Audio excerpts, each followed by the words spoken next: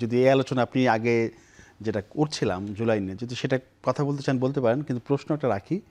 সেইটা হচ্ছে যে ধরেন প্রধানমন্ত্রী তারেক রহমান যখন চীন গিয়েছেন, সফর করছেন, বাংলাদেশে বিনিয়োগের ব্যাপারে কাজ করছেন, চেষ্টা চালাচ্ছেন, সেখানে সমঝোতা হচ্ছে, ঠিক তখন আমরা দেখলাম যে আমাদের দেশে আর্জেন্টিনা ব্রাজিলের পতাকা উঠছে, সেইটার কথা বলে সাদা পতাকা, কালেমার পতাকা, কালেমা লেখা পতাকা উড়ানো হচ্ছে। কালেমা লেখা পতাকা উড়ানোতে কোনো সমস্যা নাই, তারা উড়াতেই পারে। কিন্তু আপনার কাছে কি মনে হয় যে এই সময়টায় এমন পতাকা উড়ানো হলে আমাদের যে শ্রমবাজার বিশ্বে আছে, আমাদের যে বিনিয়োগের ব্যাপার আছে বাইরে, সেইখানে কোনো ভুল বার্তা যেতে পারে? আমার মনে হয় এই প্রশ্নটাই আপনি সামাজিক দিবস সংক্রান্ত বিষয়ে আলোচনা না করে ডক্টর মোহাম্মদ ইউনূসকে করতে পারতেন। এরকম একটা পরিবেশ যে বাংলাদেশে তৈরি করে দেওয়া হয়েছে, এটা ওনার কৃতিত্ব, উনি এটা করেছেন। ব্রাজিল এবং আর্জেন্টিনার পতাকার পাশে আপনি যখন কলেমার পতাকা রাখেন, কে সম্মানিত হয়? আমি তো মনে করি না যে ব্রাজিল এবং আর্জেন্টিনার পতাকার পাশে আমাদের কলেমার পতাকা উড়ানোই উচিত। এই কারণে যে আমাদের কলেমার সম্মান আছে একটা বড়। আপনি ব্রাজিল আর আর্জেন্টিনার পাশে কেন এটা, এই তুলনাটা আসবে কেন? আমি তো মনে করি না এটা। কিন্তু একটু আগে যে আলাপ হচ্ছিল না কনফ্লিক্ট অফ ইন্টারেস্ট, আমি আপনাকে সেটা নিয়ে একটু কথা বলতে চাই। উনি গ্রামীণ ব্যাংকের জন্য কর অব্যাহতি নিয়েছেন 2029 সাল পর্যন্ত, যেখানে এই সরকার বলছে যে সকল বাণিজ্যিক প্রতিষ্ঠান কর দিবে, লভ্যাংশ যদি কম দেয় তাহলে বেশি কর দিতে হবে। সেইখানে গ্রামীণ ব্যাংক 2029 সাল পর্যন্ত কর অব্যাহতি নিয়ে বসে আছে। এই বাজেট গ্রামীণ ব্যাংকে টাচ করতে পারবে না। সরকারি মালিকানা কমিয়েছেন, 25% সরকারের মালিকানা ছিল। সরকার কি? সরকার হচ্ছে জনগণ। গ্রামীণ ব্যাংকে জনগণের মালিকানা ছিল, সেই মালিকানা কমিয়ে এটাকে 10% নামিয়ে দিয়েছেন। এবং উনি বলেছেন এতে নাকি ব্যাংকের নিয়ন্ত্রণ ঋণ গ্রহীতাদের হাতে যাবে। ঋণ গ্রহীতাদের হাতে কোনোদিন এটা নিয়ন্ত্রণ যাবে না। এই গ্রামীণ ব্যাংকের এটা পুরোপুরি একটি শুভঙ্করের ফাঁকে। আপনি ঋণ নিলে নাকি এটা শেয়ার হোল্ডার, আপনি ঋণ পরিশোধ করে দিলে আর শেয়ার হোল্ডার থাকেন না। তো তাহলে কিভাবে? লাইসেন্স এবং অনুমোদন নিয়েছেন উনি। গ্রামীণ এমপ্লয়মেন্ট সার্ভিসেসের নামে জনশক্তি রপ্তানির লাইসেন্স নিয়েছেন। সমাধান সার্ভিসেসের ডিজিটাল ওয়ালেট এবং পেমেন্ট সার্ভিস অনুমোদন করেছেন। গ্রামীণ ইউনিভার্সিটি নিজেই অনুমোদন করে দিয়েছেন। এবং তিনি তার মালিকানাধীন প্রতিষ্ঠানগুলির বিরুদ্ধে শ্রম আইন এবং অন্যান্য মামলা যেগুলি ছিল সেগুলো অনেকগুলিকে খারিজ এবং নিষ্পত্তি করে দিয়েছেন। এবং তিনি যে নিজের করও মাফ করেছেন সেটা তো পরিষ্কার, নোবেল বিজয়ীকে কর দিতে হবে না, এটা তো উনি করেছেন। পাশাপাশি একটা সংখ্যা বলা হয়, যে সংখ্যাটা হয়তো নির্ধারণ করা হয়েছে কোন একটা কিছুর ভিত্তিতে, 666 কোটি টাকা বলা হয়। ধরেন 666 কোটি না, এটা শুধু 66 কোটি, সেটাও কি উনি মাফ করাতে পারেন আদালত ছাড়া? নিজে নিজে মাফ করিয়ে নিয়েছেন, আদালতের প্রক্রিয়ার মধ্যে দিয়ে কিন্তু করেন না এই কাজগুলা। এবং আপনি দেখেন এই যে তিনটা লাইসেন্স যে উনি নিয়েছেন, একটি জনশক্তি রপ্তানির লাইসেন্স, একটি ডিজিটাল ওয়ালেট এবং পিএসপি লাইসেন্স এবং একটি বিশ্ববিদ্যালয়, আপনি আবেদন করে দেখেন তো কয় বছর লাগে এটা পাইতে, আদৌ পাবেন কি না? কিন্তু উনি নিজে ক্ষমতায় বসে থেকে এগুলা নিয়ে নিয়েছেন ওনার প্রতিষ্ঠানের নামে। এবং সারা বাংলাদেশে ব্যাটারি রিক্সা রীতিমতো ওপেন করে দিয়ে গিয়েছেন। ওনার যে সামাজিক ব্যবসাগুলি আছে তার মধ্যে একটা আছে রফিক অটো ভ্যান লিমিটেড, আপনি সেটা জানেন? না, এটা জানতাম না। খুঁজে বের করেন তো। উনি এগুলা করেছেন, এগুলা তদন্ত করতে হবে। আপনার চোখের সামনে দেখতে পাচ্ছেন আপনি একটা খরগোশ, এটা তদন্ত করে বলতে হবে এটা খরগোশ নাকি, কানে ধরে টান দিয়ে দেখতে হবে খরগোশ। তো সব সিস্টেমের মধ্যে যেতে হবে। তো সিস্টেম এইটাই যে জিনিস প্রমাণিত সত্য সেটা সমালোচনা হবে। সমালোচনা কোনো মিডিয়া ট্রায়াল না, এটা দেখা যাচ্ছে এটা সমালোচনা হবে। যেটা দেখা যায় না ওটা তদন্ত করে বাইর করতে হবে। Investigation is to find out what is not found out yet.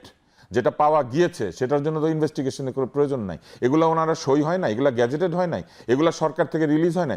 তখন কে ক্ষমতা ছিল এটা দেখা যাচ্ছে না, এটাও তদন্ত করতে হবে। করেন তদন্ত।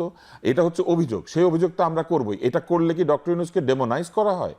মোটেও ডেমোনাইজ করা হয় না, বরং উনি কি কেউ কাণ্ড করেছেন সেটা বলা হয়। এখন কেউ যদি এটা ধারা বিবরণী দেয় সেটা কি ডেমোনাইজ করা?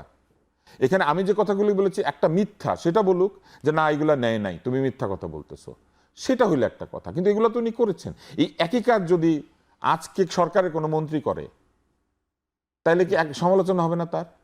সেটা তো হতেই হবে। তো সেটা কি মিডিয়া ট্রায়াল হবে? জি।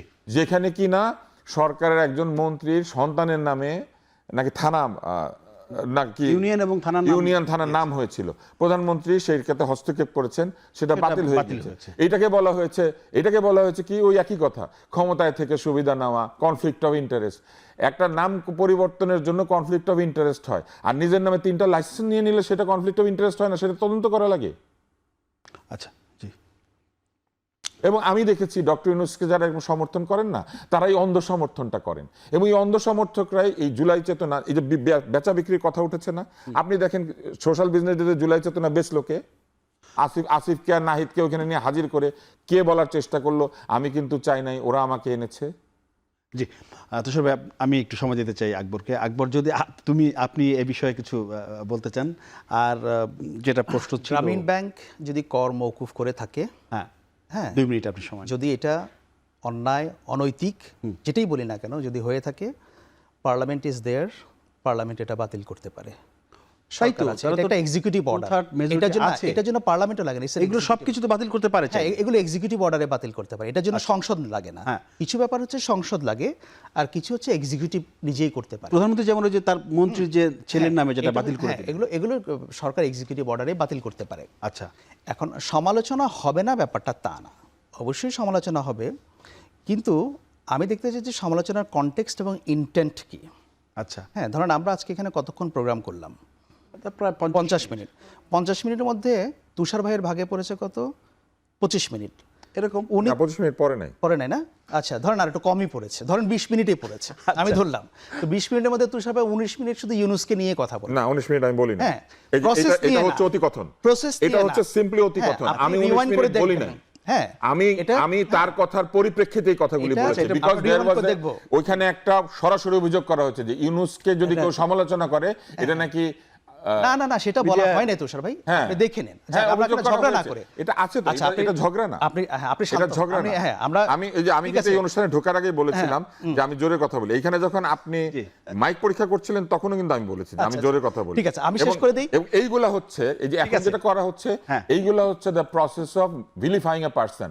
আমি জোরে কথা বলি, এটা আমার অভ্যাস। আকবর শেষ করুন, আমাকে শেষ করতে এটা তো ক্রুদ্ধ হওয়া না। ও আবার কমপ্লেইন করবে, আমি ওকে সময় কম দিয়েছি। বলেন আকবর। হ্যাঁ, তা আমি চাই যে, আমি ফুললি এগ্রি করি, হ্যাঁ, যে এটা যদি অনৈতিকও হয়, অন্যায়ও হয়, আচ্ছা, অনৈতিক হলে সেটা এক্সিকিউটিভ অর্ডারে বাতিল হোক, অন্যায় হলে পরে সেটা সাজা হোক, কমপ্লিট। এটা নিয়ে আমার আর কোনো ইস্যু নাই। আর থার্ড থিং হচ্ছে যে, আমি জুলাই চেতনার কথাটা বিশ্বাস, যে কথাটা বললাম, জুলাই চেতনাকে আমরা শুধু ইউনুস আর এনসিপি বা জামায়াতকে দিয়ে আমরা ডিফাইন করব না। It's a millions of people R involved.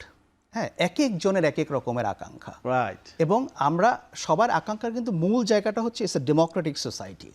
আমি বলি কি যে, অত ক্ষুদ্র ক্ষুদ্র জায়গায় আমরা দেখব না, মানুষ দেখে না। মানুষ দেখে যে আপনার যখন একটা ডেমোক্রেটিক সোসাইটি থাকবে, তখন আপনার অন্যান্য যে বিষয়গুলো, সেটা আপনি আইনের শাসন বলেন, মানবাধিকার বলেন, এটা ধীরে ধীরে ধীরে ধীরে উন্নতি হবে। ওইটাই হচ্ছে কি আমরা জুলাই চেতনাকে ওভাবেই দেখি।